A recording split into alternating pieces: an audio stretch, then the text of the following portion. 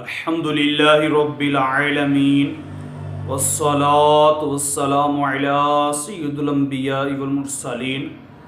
اما بعد فاعوذ باللہ من الشیطان الرجیم بسم اللہ الرحمن الرحیم الصلاة والسلام علیک یا رسول اللہ وعلی آلک واصحابک یا حبیب اللہ۔ حضرت یوسف علیہ السلام نے دیکھا کہ زلیخا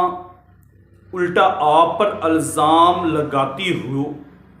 اور آپ کے لیے قید سزا کی صورت پیدا کرتی ہے، تو آپ علیہ السلام نے اپنی برات کو ظاہر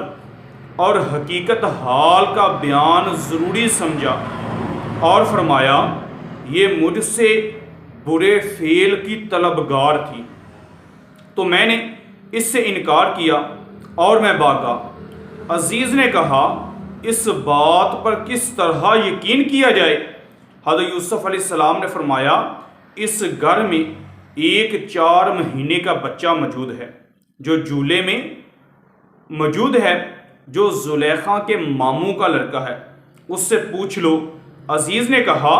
4 مہینے کا بچہ کیا جانے اور کیسے بولے؟ حضرت یوسف علیہ السلام نے فرمایا اللہ تعالیٰ اسے بولنے کی طاقت عطا کرے گا اور اس نے میری بے گناہی کی گواہی دلواؤ اور اپنے اوپر قادر ہے۔ عزیز نے اس بچے سے پوچھا تو اللہ تعالیٰ نے اس کی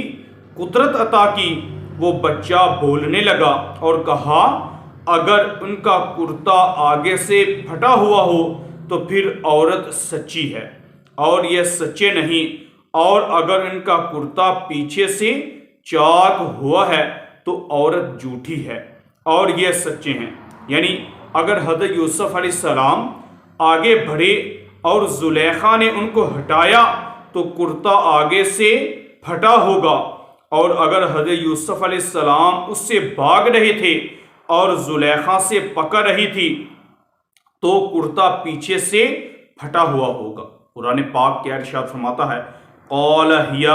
راودتی عن نفسی وشہد شاہد من اہلها ان کان قمیصہ قد من قبل فصدقت وہو من الکاذبین وان کان قمیصہ قد من دبر فکذبت وہو من الصادقین۔ یوسف نے فرمایا اسی نے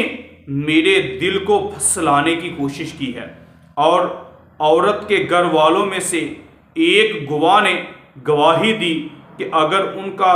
کرتا آگے سے پھٹا ہو پھر تو عورت سچی ہے اور یہ سچے نہیں، اور اگر ان کا کرتا پیچھے سے چاک ہوا ہے تو عورت جھوٹی ہے اور یہ سچے ہیں۔ اس آیت کے علاوہ بھی حضرت یوسف علیہ السلام کی برات کی بہت سی علامتیں موجود ہیں۔ کوئی شریف طبیعت انسان اپنے محسن کے ساتھ اس طرح کی خیانت روا نہیں رکھتا، اور حضرت یوسف علیہ السلام اچھے اخلاق کی بلندیوں پر فائز ہوتے ہوئے کس طرح ایسا کر سکتے ہیں؟ نمبر 2، دیکھنے والوں نے آپ کو بھاگتے آتے دیکھا، اور طالب کی یہ شان نہیں ہوتی بلکہ وہ پے در پہ ہوتا ہے، آگے نہیں بھاگتا۔ بھاگتا وہی ہے جو کسی بات پر مجبور کیا جائے اور وہ اسے گوارا نہ کرے۔ نمبر 3، عورت نے انتہا درجہ کا سنگار کیا تھا اور وہ غیر معمولی زیب زینت کی حالت میں تھی۔ اس سے معلوم ہوتا ہے کہ رغبت و اہتمام محض اس کی طرف سے تھا۔ نمبر 4، حضرت یوسف علیہ السلام کا تقوی طہارت جو ایک دراز مدت تک دیکھا جا چکا تھا، اس سے آپ کی طرف ایسے برے فعل کی نسبت کسی طرح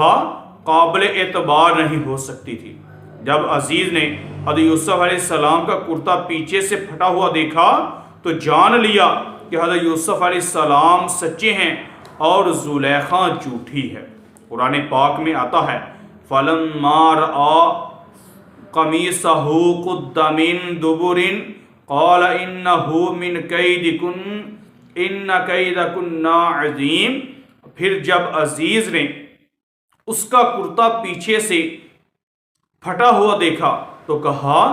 بے شک یہ تم عورتوں کا مکر ہے، بے شک تمہارا مکر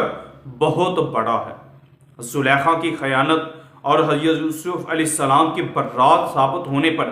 عزیز مصر نے آپ علیہ السلام کی طرف متوجہ ہو کر اس طرح معذرت کی، اے یوسف تم اس بات سے درگزر کرو اور اس پر غم زدہ نہ ہو، تم یقیناً پاک دامن ہو۔ اس کلام سے عزیز کا یہ مقصد بھی تھا کہ اس کا کسی سے ذکر نہ کرنا تاکہ عوام میں یہ مشہور نہ ہو جائے۔ پھر عزیز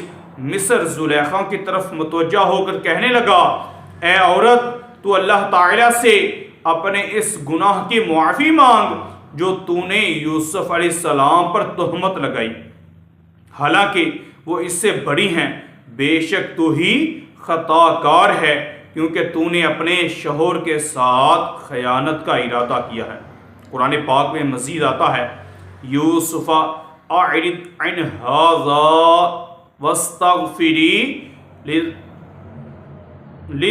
لذنبک انک کنت من الصالحین، اے یوسف تم اس بات سے درگزر کرو اور اے عورت تو اپنے گناہ کی معافی مانگ، بے شک تو ہی خطا کاروں میں سے ہے۔